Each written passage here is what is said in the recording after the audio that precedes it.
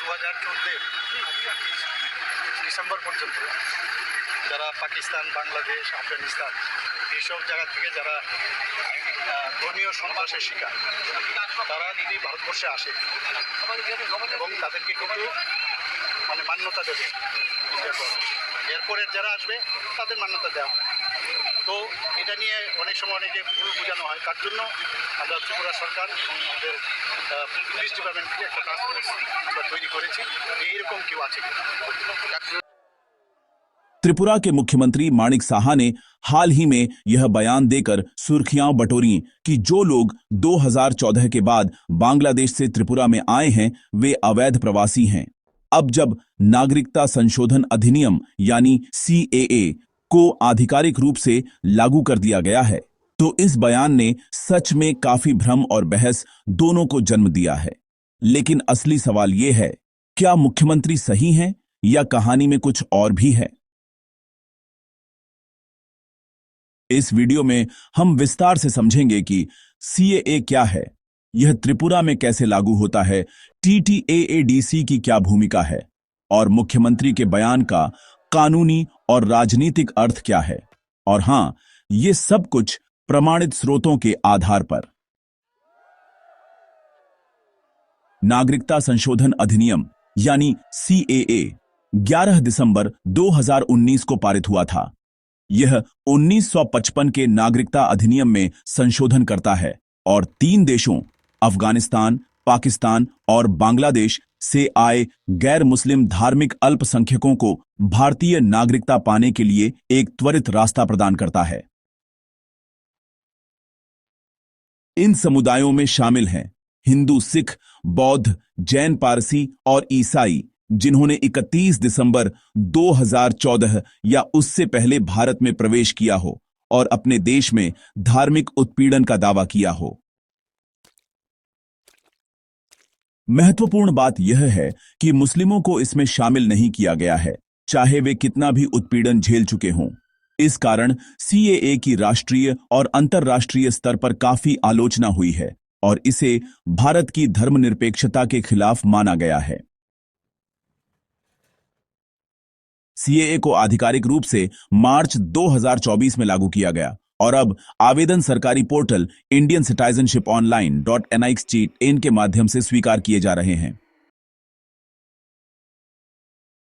त्रिपुरा, जो भारत के पूर्वोत्तर में स्थित है, बांग्लादेश के साथ 856 किलोमीटर की सीमा साझा करता है। 1947 के विभाजन और 1971 के बांग्लादेश मुक्ति संग्राम के बाद यहां कई प्रवासन की लहरें देखने को मिली। आदिवासी हितों की रक्षा के लिए त्रिपुरा का लगभग 68% हिस्सा Tripura tribal areas autonomous district council यानी TTADC के अधीन आता है, जो भारत के संविधान की 6th अनुसूची या 6th शेड्यूल के तहत स्थापित हुआ है। CAA की धारा 6B उपखंड 4 के अनुसार यह कानून किसी भी आदिवासी क्षेत्र में लागू नहीं होता जो 6th अनुसूची के अंतर्गत आते हैं। इसका मतलब है कि TTADC के अंतर्गत आने वाले क्षेत्र पर CAA लागू नहीं होता, तो CAA त्रिपुरा के उन आदिवासी क्षेत्रों पर लागू नहीं होता जो 6th अनुसूची के अधीन हैं।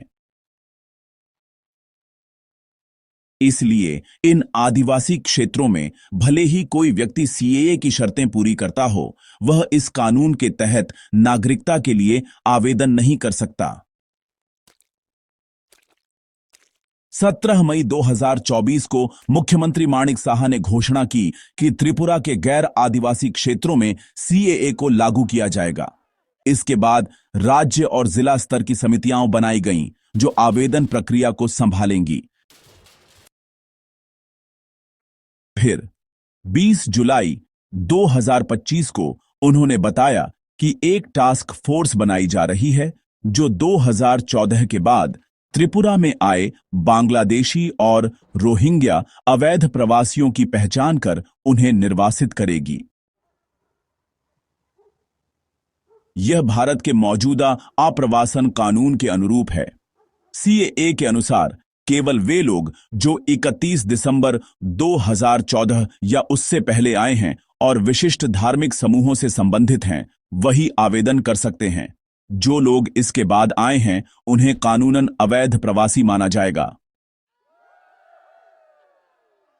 इसलिए कानूनी दृष्टिकोण से मुख्यमंत्री का बयान सही है, लेकिन राजनीतिक दृष्टिकोण से मामला जटिल है। त्रिपुरा में कई राजनीतिक दलों और जनजातीय संगठनों ने सीएए का खुलकर विरोध किया है, खासकर कांग्रेस, सीपीआई-एम और टिपरा मोथा पार्टी ने। उनकी मुख्य चिंताएं हैं अवैध घुसपैठ का खतरा, राज्य संसाधनों पर दबाव और गैर टीटीएएडीसी क्षेत्रों में जनजातीय भूमि और पहचान को खतरा। टिपरा मोथा ने तो यहां तक कह दिया कि यदि वे सत्ता में आए तो सीए के खिलाफ प्रस्ताव पास करेंगे। वहीं बीजेपी ने यह स्पष्ट किया है कि सीए का प्रभाव षष्ठ अनुसूची के क्षेत्रों पर नहीं पड़ेगा, जिससे आदिवासियों की चिंताओं को शांत करने की कोशिश की गई है। फिर भी गैर आदिवासी क्षेत्रों में सीए के प्रभाव को लेकर चिंता बनी हुई है। सीए के तहत नागरिकता के लिए आवेदन करने हेतु व्यक्ति को ये कदम उठाने होंगे। सबसे पहले सरकारी पोर्टल पर ऑनलाइन आवेदन करना होगा। फिर यह प्रमाण देना होगा कि वे 31 दिसंबर 2014 या उससे पहले भारत में प्रवेश कर चुके हैं। इसके अलावा धार्मिक पहचान और उत्पीड़न के प्रमाण भी दिखाने होंगे। भारत के प्रति निष्ठा की शपथ लेनी होगी और 50 रुपए की फीस जमा करनी होगी।